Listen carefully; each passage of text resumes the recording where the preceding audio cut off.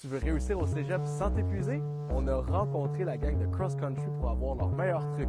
Leur réponse pourrait te surprendre. Allez, on y va! Qu'est-ce que je vous conseillerais, c'est vraiment de vous entourer de plein de personnes et de courir en groupe.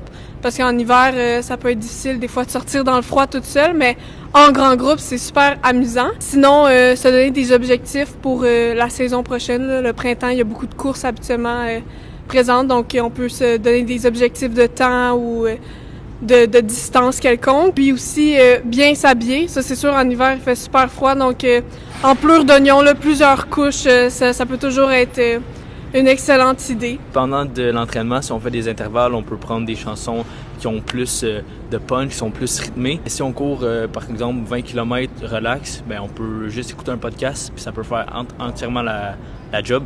Puis c'est même plus le fun d'entendre une histoire que de juste entendre la musique non-stop. Ça peut être relaxant, puis moi, c'est ça que je fais des fois. Ça peut varier. Sur courte distance, je dirais que non. Ça vaut pas la peine. Évidemment, boire un certain nombre de temps avant la course, oui, pour être bien hydraté. Après ça, pour les très longues distances, forcément, il faut prévoir. Puis même, il faut le pratiquer avant.